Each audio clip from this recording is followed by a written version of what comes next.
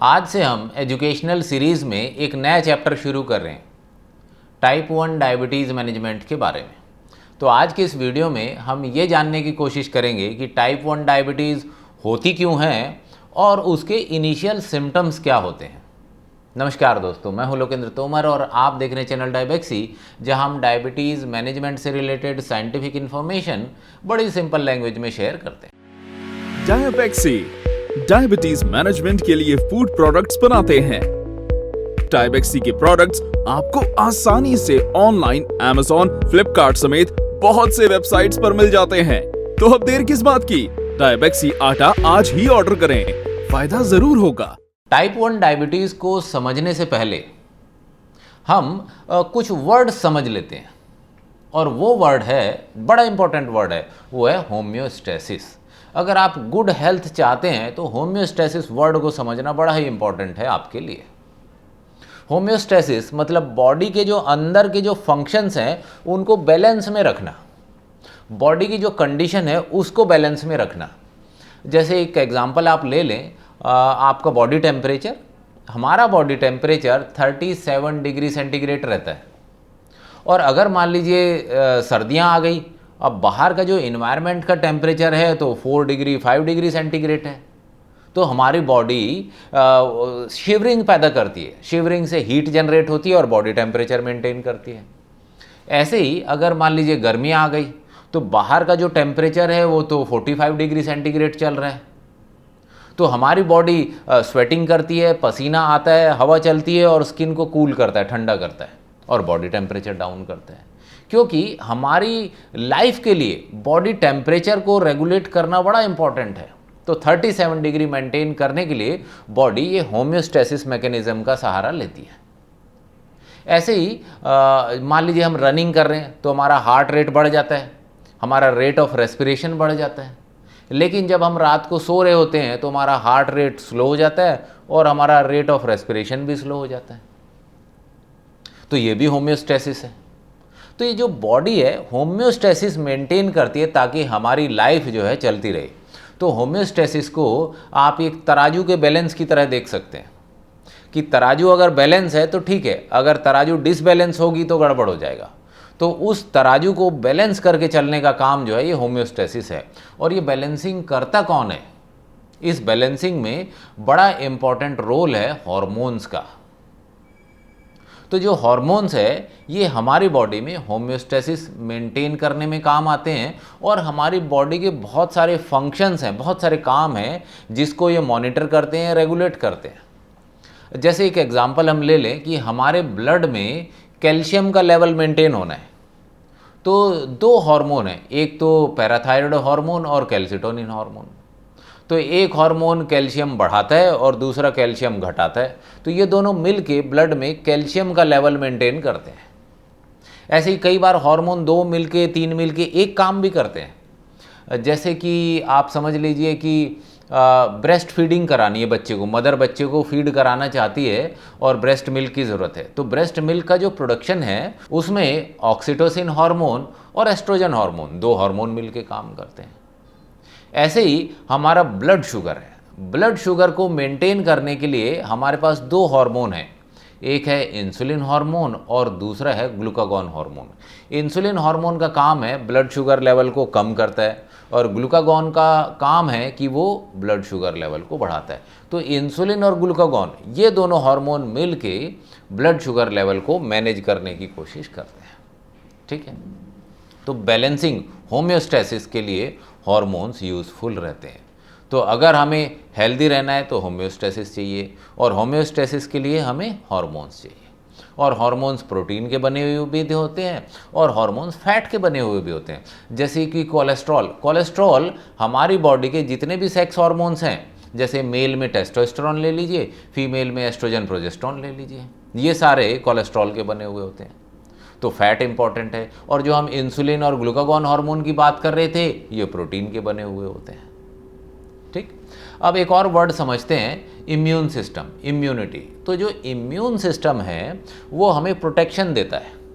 जैसे कि हमारी कंट्री में आर्मी है, पुलिस है, वो हमें प्रोटेक्शन देती है, कंट्री को प्रोटेक्ट करके रखते हैं। तो पुलिस वाले जो हैं वो अंदर का प्रोटेक्शन देखते हैं कंट्री के, और जो बाउंड्रीज़ है वो आर्मी वाले देखते हैं। लेकिन ज़रूरत पड़े तो आर्मी वाले भी कंट्री के अंदर कहीं प्रॉब्लम हो तो उसको सॉल्व करने के लिए आ जाते हैं।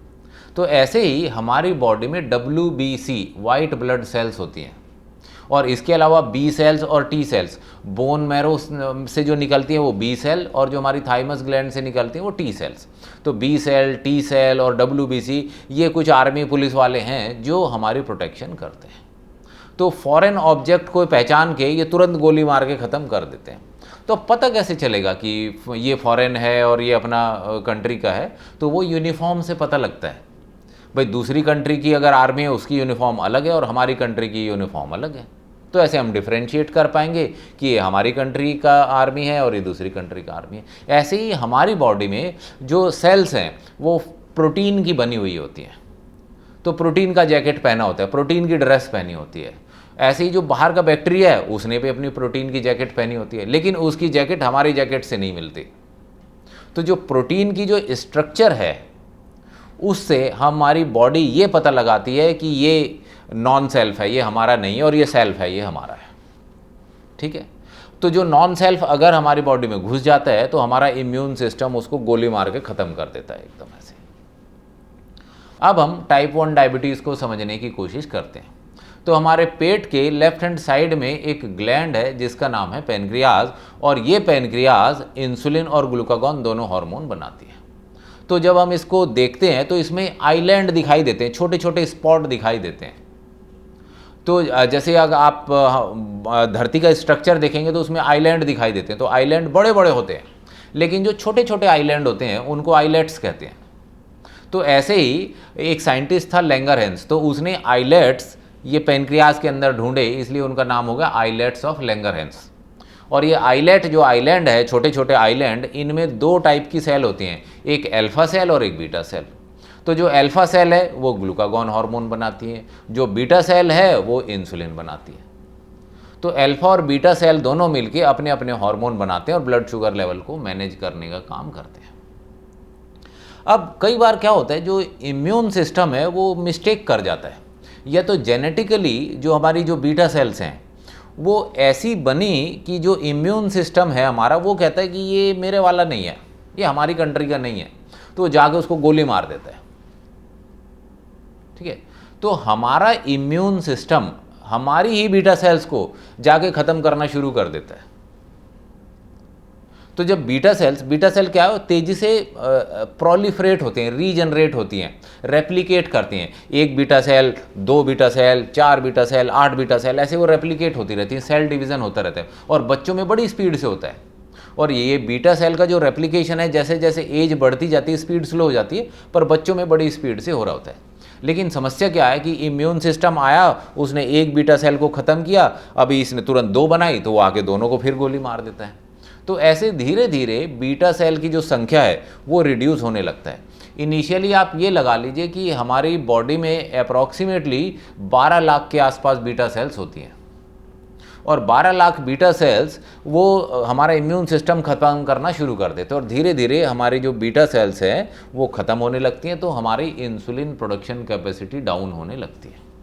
तो जो बैलेंस कर रहा था तराजू इंसुलिन और ग्लूकागॉन दोनों हार्मोन का, अब ग्लूकागॉन हार्मोन तो पूरा बन रहा है, खूब स्पीड से बन रहा है, लेकिन धीरे धीरे इंसुलिन बनना बंद हो गया।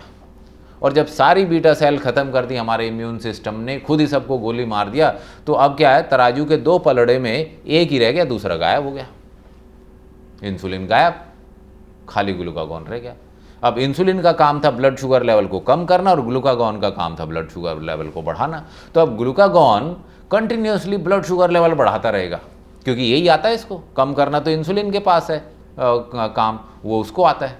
तो ये ग्लूकागॉन हार्मोन इंसुलिन की एब्सेंस में हमारी बॉडी में जितना भी फैट है और जितनी भी मसल्स हैं उन सबको तोड़ तोड़ के सबको ग्लूकोज में कन्वर्ट कर देता है। तो जब ये तोड़ तोड़ के ग्लूकोज में कन्वर्ट कर देता है तो क्या होता है, बॉडी का मसल मास कम होने लगता है, बॉडी में फैट परसेंटेज कम हो जाने लगता है, और आदमी एकदम हड्डी कंकाल जैसा बन जाता है, टाइप 1 डायबिटीज़ वाला। तो एकदम वेट लॉस होना शुरू हो गया। दूसरा कि जो ये ग्लूकोज बहुत ज़्यादा बन गया और वो ब्लड में आ रहा है, तो ज़्यादा ब्लड में जो शुगर होता है, ग्लूकोज होता है, वो ओवरफ्लो होता है, फिर किडनी के थ्रू, यूरिन के थ्रू बाहर निकलता है। तो अगर हमारा ब्लड शुगर लेवल 180 मिलीग्राम पर डेसीलीटर से ऊपर जाता है तो वो किडनी के थ्रू ओवरफ्लो होने लगते हैं, और जब किडनी के थ्रू ग्लूकोज बाहर निकलता है तो उसे बहुत सारे पानी की रिक्वायरमेंट होती है, तो इसलिए बहुत सारी प्यास लगने लगती है, आदमी खूब सारा पानी पीता है और वो यूरिन के थ्रू बाहर निकलने लगता है। तो पॉलीडिप्सिया मतलब ज़्यादा प्यास लगना, पॉलीयूरिया मतलब ज़्यादा यूरिनेशन होना। तो टाइप 1 डायबिटीज़ का सिम्टम क्या हुआ? बहुत सारी प्यास लग रही है और बहुत सारे यूरिनेशन हो रहा है और वेट लॉस हो रहा है। और इसके अलावा ब्लड में शुगर तो है लेकिन सेल के अंदर शुगर नहीं जा रहा है, तो हमारी सेल्स कहती हैं भाई मुझे कुछ खाने पीने को नहीं मिल रहा है यार, कुछ खाने को तो दो। तो स्टारवेशन फील करता है, तो ब्रेन के पास सिग्नल भेजता है भाई मुझे कुछ नहीं मिल रहा खाने का यार, कुछ तो अरेंजमेंट करो खाने पीने का। तो ब्रेन क्या है, फिर हंगर सेंटर को मैसेज देता भाई बच्चे भूखे मर गए, कुछ तो खाने वाने का अरेंजमेंट करो। तो भूख लगने लगती है, तो आदमी खा भी खूब रहा है, पानी भी खूब पी रहा है, खूब सारे यूरिनेशन हो रहा है और खूब स्पीड से वेट लॉस हो रहा है। तो ये सिम्टम हो गए टाइप 1 डायबिटीज़ के। तो टाइप 1 डायबिटीज़ में समस्या क्या है कि खाली ग्लूकागॉन हार्मोन है, इंसुलिन नहीं है, और उसके कारण ये सारे सिम्टम्स हो रहे हैं। और अगर हमने इस तराजू को बैलेंस नहीं किया, बाहर से इंसुलिन नहीं दिया, तो आदमी की डेथ हो सकती है। तो आप बैलेंसिंग का मतलब समझ रहे हैं ना, कि इंसुलिन भी इंपॉर्टेंट है, ग्लूकागॉन भी इंपॉर्टेंट है। इंसुलिन और ग्लूकागॉन दोनों इंपॉर्टेंट है हमारी बॉडी के लिए, और जब इंसुलिन एब्सेंट हो जाता है तो ये टाइप 1 डायबिटीज़ हो जाती है। तो टाइप 1 डायबिटीज़ के जो केसेस हैं हमारे इंडिया में, जो एशियन कॉन्टिनेंट है, वहाँ पे 4-5% केसेस होते हैं टाइप 1 डायबिटीज़ के, लेकिन यूरोप और अमेरिका में 10% केसेस होते हैं। तो फिर भी हम एक रफ कैलकुलेशन ले लें, टाइप 1 डायबिटीज़ के केसेस लेस देन 10% होते हैं हमारी कंट्री में, और उनको बाहर से इंसुलिन देने की ज़रूरत पड़ती है क्योंकि उनकी बीटा सेल सारी खत्म हो गई है। तो अब ये जो सवाल आता है कि क्या टाइप 1 डायबिटीज़ को हम रिवर्स कर सकते हैं? तो टाइप 1 डायबिटीज़ को हम रिवर्स नहीं कर सकते क्योंकि हमारी इंसुलिन प्रोडक्शन कैपेसिटी ख़त्म हो गई है, और इंसुलिन प्रोडक्शन कैपेसिटी इसलिए ख़त्म हो गई है कि हमारे अपने इम्यून सिस्टम ने हमारी अपनी बीटा सेल्स को ख़त्म कर दिया, गोली मार मार के सबको ख़त्म कर दिया। तो हमेशा हमें बाहर से इंसुलिन लेना पड़ेगा, क्योंकि जैसे ही रीजनरेट करने की कोशिश करेंगी बीटा सेल, इम्यून सिस्टम फिर ख़त्म कर देगा। तो ज़िंदगी भर वो कभी भी बीटा सेल जनरेट नहीं हो पाएंगी, और बीटा सेल नहीं होंगी तो इंसुलिन की ज़रूरत पड़ेगी हमें बाहर से। तो इसलिए बाहर से कंटिन्यूसली हमें इंसुलिन लेने की ज़रूरत पड़ती है। इसके अलावा एक और बात देखिए कि जो इंसुलिन प्रोड्यूस होता है, जैसे हमारे बीटा सेल ने इंसुलिन बनाया और वो बाहर चला गया, तो वो आधे घंटे के अंदर ख़त्म हो जाता है।